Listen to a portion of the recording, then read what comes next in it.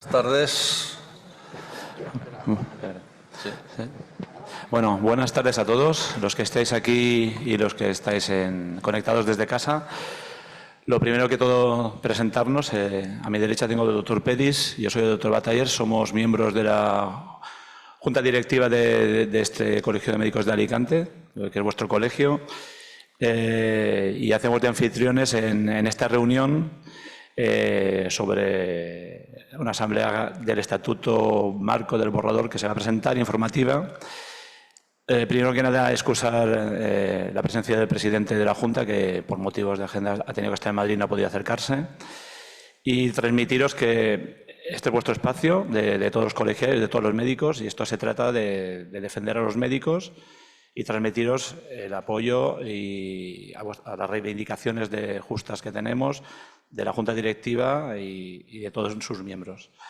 Sin más dilación, voy a presentar a los miembros de la mesa y daré paso a sus ponencias. A la izquierda tengo al doctor Víctor Pedrera, que es el secretario general nacional del Sindicato Médico. Después al doctor Alejandro Calvente, que es el presidente del Sindicato en la Comunidad Valenciana.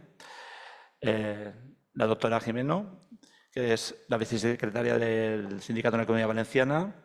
Y al final de la mesa a doña Maricruz Torres, que es la abogada del sindicato y del Colegio de Médicos.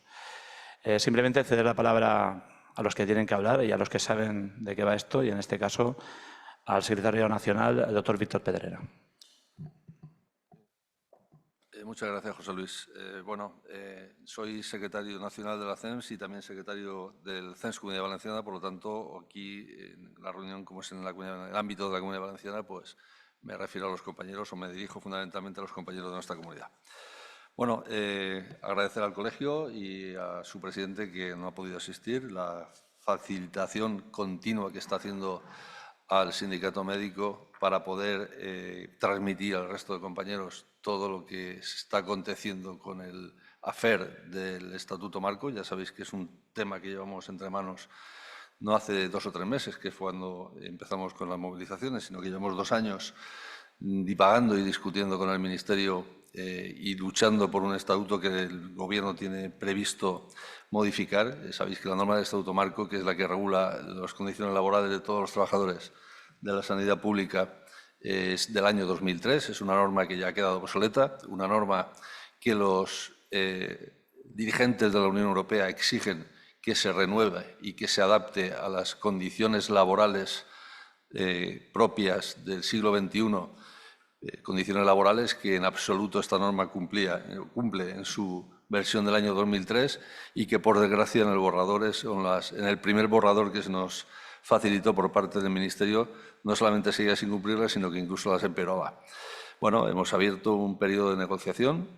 Sabéis que con el Ministerio se negocia en una mesa de negociación que sería la equiparable a las mesas de negociación de las comunidades autónomas, que se llama el ámbito, y en esa mesa la capacidad de representatividad que tenemos el colectivo médico pues es sencillamente irrisoria. Y es irrisoria porque somos un colectivo que no alcanza el 12% del peso o del conjunto de trabajadores de la sanidad pública, y son los sindicatos mayoritarios los que tienen ahí la voz, los que toman la palabra y los que deciden lo que se pacta con la Administración, en concreto de todos los trabajadores y también del colectivo médico, en el que la representatividad que tienen, pues como bien sabéis, es bastante baja. El sindicato médico en nuestra comunidad supera los 6.000 afiliados y somos la fuerza representativa mayoritaria de nuestro colectivo y, por lo tanto, nuestra capacidad de transmitir las necesidades del colectivo pues está bastante limitada. Por lo tanto, exigimos al Ministerio tener voz en esas negociaciones y la única vía que teníamos era convocar una huelga que se convocó en el mes de febrero y ha forzado, que no ha sido de entrada fácil, a los representantes del Ministerio abrir una mesa de negociación en la que nosotros pues depositamos todas nuestras esperanzas para ver si conseguíamos que ese borrador se tradujera en una norma que por lo menos tratara de forma digna a los médicos y de una vez por todas pues consiguiéramos revertir lo que en los últimos años se está produciendo de forma cada vez más acusada, ¿no? Que es la fuga de médicos. Hemos dicho muchas veces al extranjero, eso es un porcentaje relativamente pequeño, pero es que en los últimos años yo que llevo 35 años en la profesión, eso no lo había visto nunca, se están saliendo de forma, digamos, continua y creciente hacia incluso la sanidad privada, cosa que eso hasta ahora nunca se había ocurrido. Yo antes de empezar sí que quiero, han habido comentarios de algunos compañeros que han dicho que se ha hecho hasta ahora, si se ha hecho alguna cosa, pues os voy a hacer un breve recopilatorio de todo lo que se va haciendo en los últimos 3 meses. Bueno, se ha informado a todos los compañeros en múltiples asambleas, se han hecho asambleas en prácticamente todos los centros de la Comunidad Valenciana, tanto de la provincia de Alicante, de Valencia, como la de Castellón, y evidentemente en esas asambleas nuestros delegados se han esforzado, han tenido documentación y han tenido información suficiente para informaros de cómo estaba, de cómo era el borrador de este automarco y de las pretensiones o de las modificaciones que nosotros como colectivo médico exigíamos. Se han hecho concentraciones, también varias en hospitales, habéis participado muchos de vosotros en algunas de ellas, tanto en centros de salud como en hospitales. Hicimos concentraciones en Madrid, una primera de ellas se hizo frente al Ministerio, que fue de delegados cuando se convocó la huelga para mostrar al Ministerio el malestar del colectivo, y después se acordó hacer una concentración ya masiva que, según los medios del Ministerio, estaba en torno a 5.000 asistentes y, según los diferentes medios de comunicación, pues se sube a los 8.000. Y hay que tener en cuenta que esa manifestación se hizo después de una desafortunada o desgraciada suspensión que se tuvo que hacer por problemas climatológicos, ¿no? Que se nos pidió por parte de Protección Civil que suspendiéramos la convocatoria previa y se retrasara 2 semanas, lo que evidentemente estamos convencidos todos de que eso contribuyó a que la afluencia no fuera tan masiva como se esperaba, pero aún así fuimos capaces de llevar en torno a 8.000 compañeros a esas concentraciones. El pasado 19 presentamos más de 40.000 firmas, 40.000 firmas que se recogieron en un tiempo récord, en un tiempo de 2 semanas. Se recogieron por todos los sindicatos nacionales. De las 40.000, 9.000 eran en el formato change.org y en torno a las 32.000 fueron firmas en papel, es decir, que nuestros compañeros y nuestros delegados fueron recogiendo de vosotros en mano. Bueno, se ha pedido reuniones a todos los grupos parlamentarios del Congreso. El objetivo es que conocieran cuándo esa ley, si es que llega, que ese es el camino que tiene que llevar. Estamos hablando de un proyecto, de un decreto ley. Cuando ese decreto ley llegue al Congreso, pues que sepan de viva voz qué aspectos criticamos los médicos de esa normativa y qué aspectos consideramos que son necesarios cambiarlos. Nos ha recibido el grupo del PP, que es el grupo mayoritario del Congreso, nos ha recibido el Partido Socialista, nos ha recibido Vox y el día 27, que es la semana que viene, nos reuniremos con el grupo de Sumar. Se hizo la semana pasada, creo que es el pasado día 13, una comparecencia en la Comisión de Sanidad del Senado, donde también explicamos a los grupos del Senado, porque esta ley también tiene que pasar por el Senado, cuáles son los aspectos negativos y criticables. Ahí asistí yo en persona y el presidente del Sindicato Médico Andaluz, el doctor Ojeda, y hicimos también una clara, digamos, recopilación de todos los aspectos que consideramos negativos de esta norma y que consideramos que discriminan al médico con respecto al resto de categorías profesionales. Se ha pedido también apoyo de todas las instituciones que tenemos a nuestro alcance. Hay una que se llama la FEMS, que es la Federación Europea de Sindicatos Médicos. Esa federación nos ha mostrado su apoyo. Tuvimos el congreso el fin de semana pasado, que se hizo en Oporto, y en él estuvimos planteando también cómo estaba la situación de los médicos en España. Europa es un país muy diverso, de países ricos, pobres y medianos, pero todos coincidían en una cosa y todos nos adelantan en una cosa. En todos los países europeos, los médicos tienen una normativa propia que regula sus condiciones laborales. España, en ese aspecto, es una excepción. Y, evidentemente, eso es óbice o ha sido también, digamos, motivo por el cual nosotros, en esta normativa y en este punto en concreto, hemos sido más insistentes con la Administración, punto en el que la Administración ya nos ha dejado claro que están absolutamente cerrados. Hablan de un capítulo propio, pero cuando entre en detalle en esas cosas os lo detallaré con más precisión. Tenemos también el apoyo de las federaciones de colegios de médicos europea y de las asociaciones más representativas del colectivo médico en la Unión Europea. Por supuesto, y como era de esperar, también tenemos el apoyo y la solidaridad del Foro de la Profesión Médica, que es la institución legal formada que recopila o que acoge a la práctica totalidad de aspectos o de sensibilidades de la profesión médica. El foro, como sabéis, y si no lo sabéis os lo adelanto, es una institución o una organización en la que engloba a la faceta laboral o sindical, que es la CEMS, a la Organización Médica Colegial, es decir, a todos los colegios de médicos, a la Federación de Sociedades Científicas, que agrupa a 47 sociedades científicas, es decir, a la práctica totalidad de sociedades científicas, la Conferencia de Decanos de Medicina y la conferencia, creo que se llama conferencia también, efectivamente, de estudiantes de medicina. Es decir, es una organización o un foro, que es la palabra que tiene en su nomenclatura, que recoge la totalidad, o que representa, mejor dicho, la totalidad de nuestra profesión. También el apoyo ha sido sin fisuras, lo han manifestado públicamente y seguiremos dentro del foro, como parte que somos de él, defendiendo y luchando porque nuestras peticiones se hagan efectivas. En las comunidades autónomas se han hecho concentraciones, en esta en concreto se ha hecho en las puertas de las subdelegaciones del Gobierno, con un seguimiento por parte de vosotros más que aceptable. Hay que tener en cuenta que no es lo mismo hacer una concentración en la puerta de un hospital que llevarse a los médicos al centro de una ciudad por la tarde y concentrarse allí. Las concentraciones que se han hecho, por ejemplo, en concreto en la provincia de Alicante, han sido más que aceptables. Y también se mantienen con el Ministerio las reuniones a dos niveles. A nivel del ámbito, que ya os he dicho, donde tenemos una voz prácticamente amortiguada por el hecho de su composición y su normativa legal, y en el comité de huelga, en el que nos reunimos ya con cara a cara los representantes de la convocatoria de la huelga, que somos CEMS y el Sindicato Médico Andaluz, con la Administración, y de la última reunión pues es la que ya sí que paso a comentaros lo que se ha ido, digamos, dilucidando estos últimos días, y por lo que creo que, evidentemente, a pesar de que se ha aplazado la huelga, de hecho la huelga, el motivo de aplazarla ha sido ni más ni menos seguir negociando, porque nuestro objetivo, nuestra voluntad es cambiar el estatuto, y se ha convocado una huelga para, en primer lugar, tener una mesa de negociación y, en segundo lugar, para presionar y dejar tiempo a la Administración. Ya sabéis que la huelga se convocó en el mes de febrero, y se dio fecha para la primera jornada de huelga el día 23, o sea, mañana sería, en teoría, el día 23 de mayo, con el objeto de abrir mesa de negociación y conseguir que ese borrador que se nos facilitó por primera vez, borrador que no voy a ponerme a comentar porque seguro que lo conocéis ya a la perfección, porque se ha hablado tanto de él, que yo creo que ya a nadie se le escapa, pues los puntos negativos, que aunque, si queréis, en dos palabras os los digo.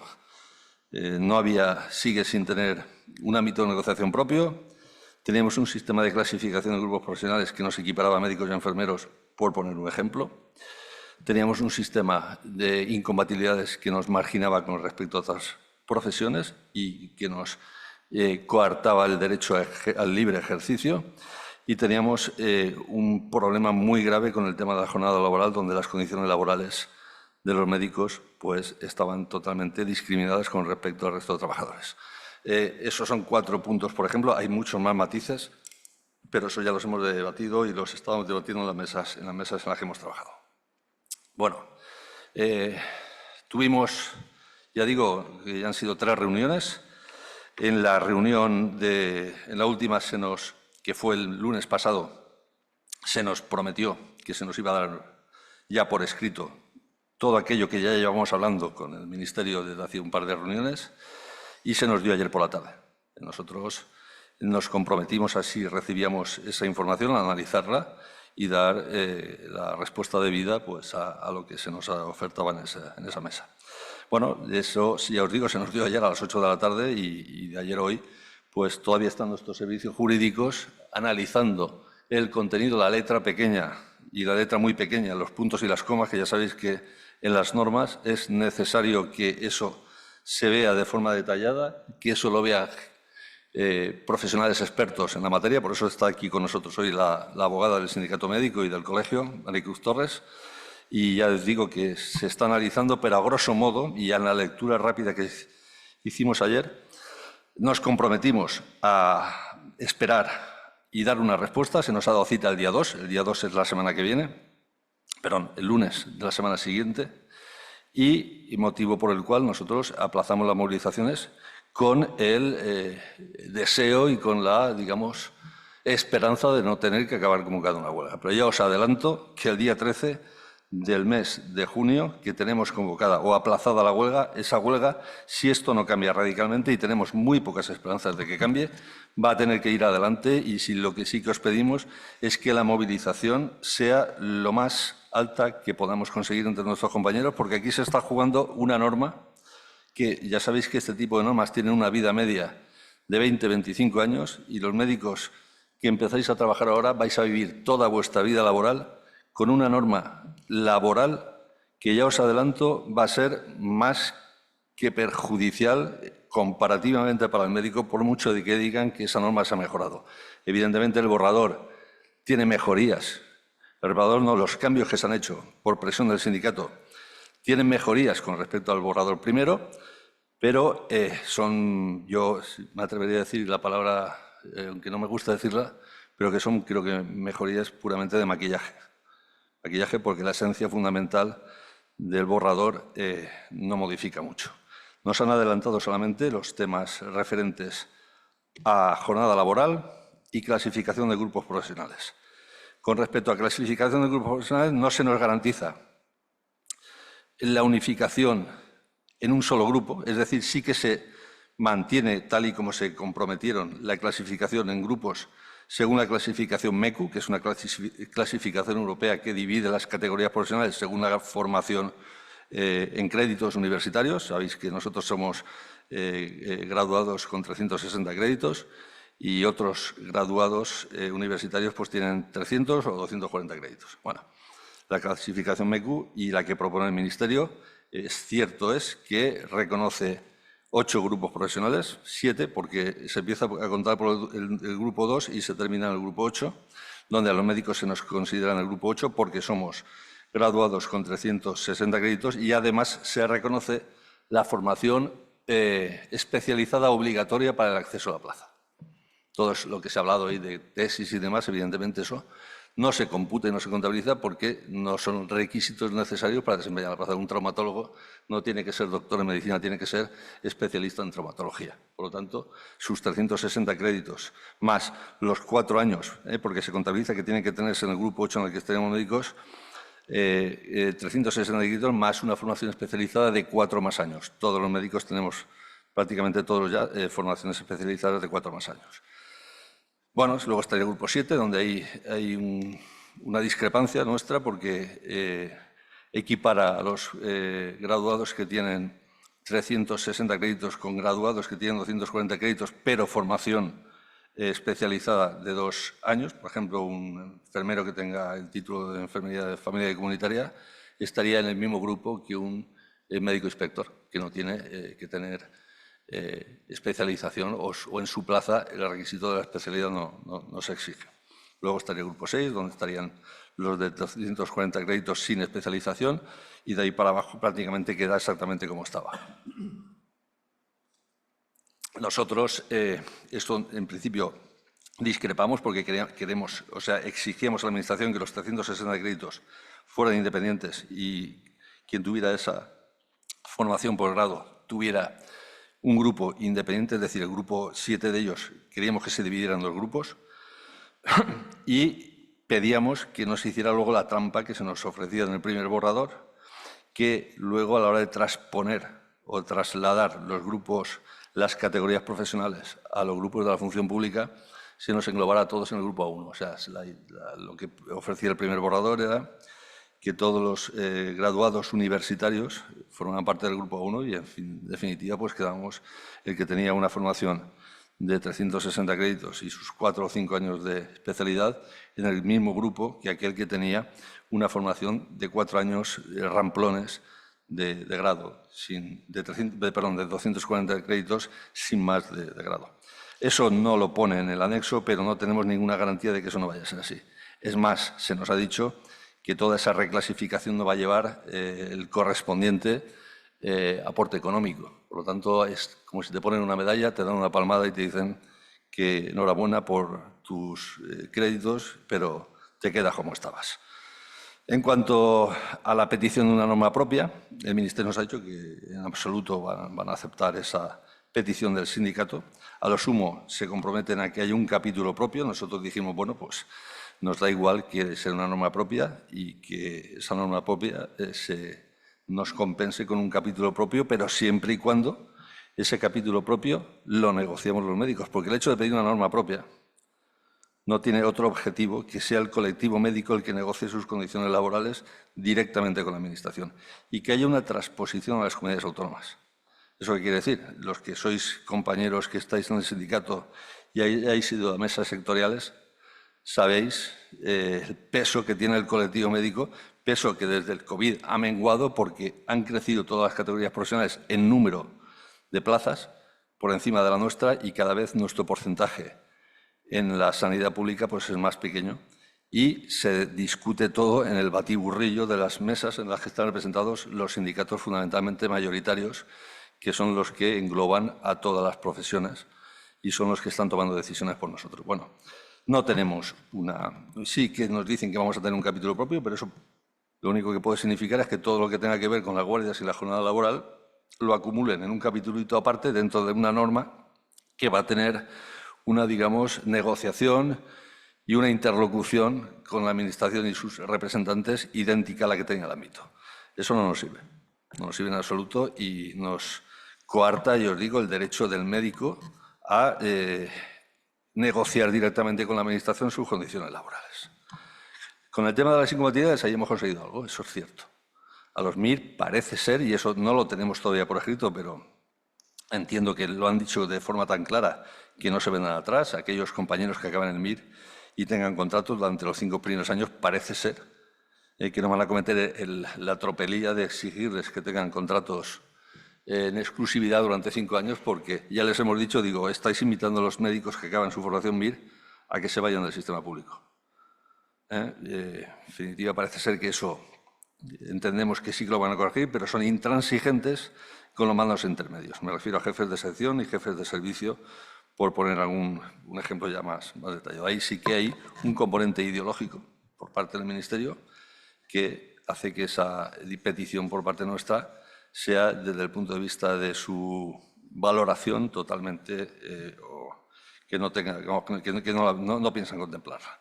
También les hemos dicho de que tenemos un sistema nacional de salud que está necesitado de talento y es una invitación también pues, a que el talento se vaya fuera. Pero bueno, parece ser que los condicionantes ideológicos están por encima de los condicionantes o de la pura lógica de la gestión. Y con respecto a la jornada laboral, que ha sido el gran digamos, capítulo de batalla que hemos tenido con la Administración, porque es lo más importante y donde más agravios comparativos se establece con el resto de categorías.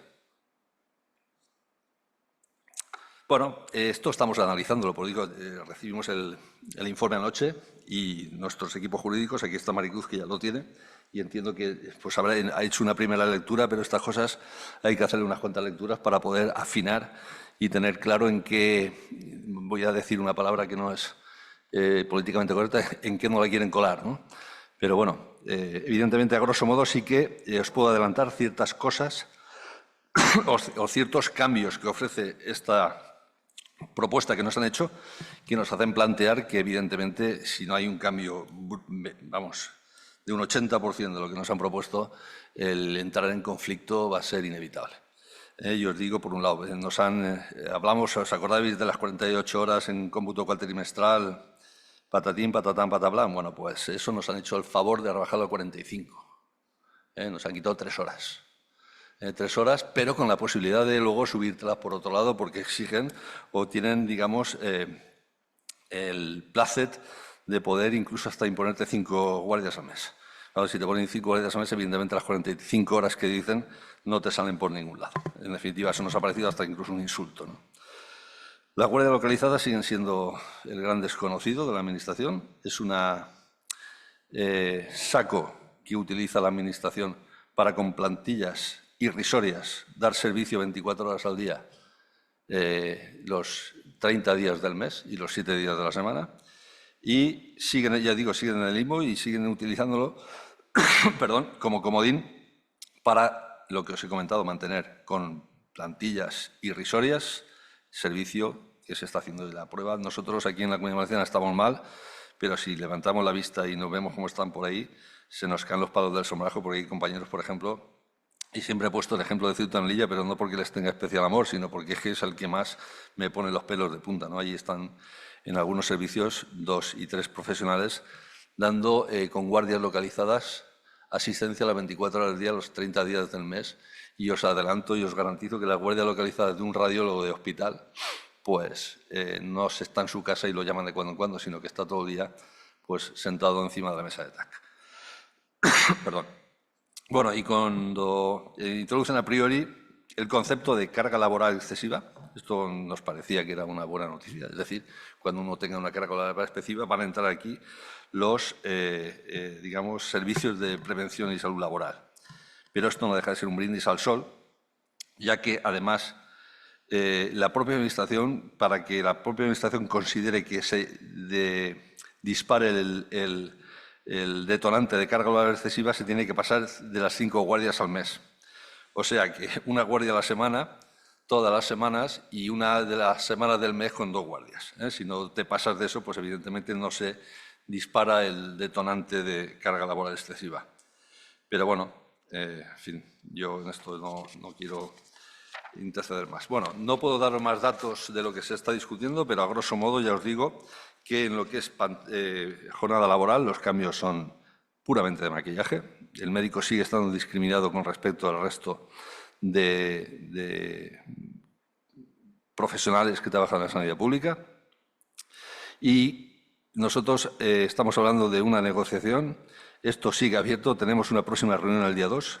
Le vamos a hacer un planteamiento de ultimátum y vamos a dar por zanjado un diálogo que no ha llevado a ningún buen puerto, pues evidentemente porque la Administración yo creo que sabe que hay problemas de dar servicio al colectivo o a la población con lo que tiene perdón, y prefiere seguir utilizando a los médicos pues, como comodín para con lo que tiene, pues si no puedo dar servicio en mejores condiciones, pues que sea el médico el que cargue con las consecuencias.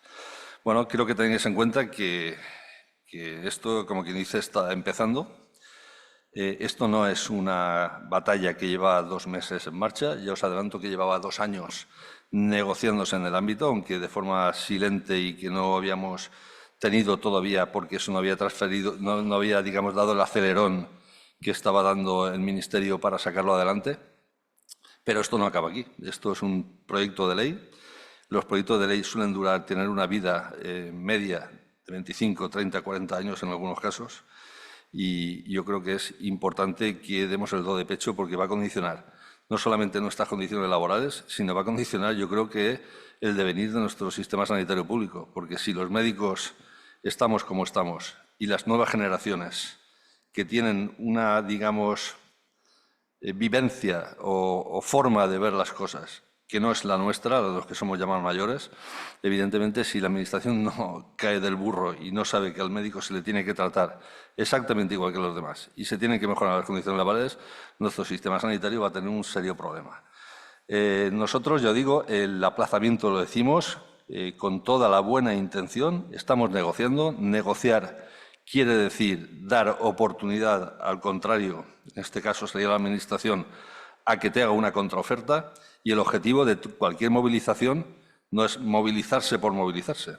El objetivo de cualquier movilización es obtener un resultado. Y se han seguido los pasos correctos, se han hecho los tiempos necesarios para que esa negociación llegara a buen puerto y, desgraciadamente, yo hoy por hoy, a día 22 es hoy, ¿no? El día 22 de mayo, después de 2 meses y medio, después de diálogos con la Administración que han sido forzados, y eso hay que decirlo porque así ha sido, por un comité de huelga que legalmente se ha constituido, evidentemente pues, los resultados no han sido los esperados y tenemos la obligación como profesión y la obligación personal de dignidad de cada uno de intentar defender nuestras condiciones laborales de la forma, de la manera mejor posible, ¿no? Esto, insisto, va a ser largo. Este primer paso, en el momento que esto se apruebe por parte de la Comisión del Ministerio, tendrá que ir a los grupos parlamentarios. No sabemos lo que va a pasar. Primero tendrá que pasar por el Consejo Interterritorial, que son las comunidades autónomas. No sabemos ahí qué es lo que va a pasar, qué respuesta va a haber por las partes de las comunidades autónomas, y luego tendrá que pasar a la mesa del Senado, perdón, del Congreso y del Senado. Y si se aprueba, pues entrará a funcionar como ley y regirá nuestras condiciones laborales siendo los próximos 35 años. Toca presionar, estamos presionando ahora a nivel ministerial y seguiremos presionando hasta que esto o se modifique o no salga adelante.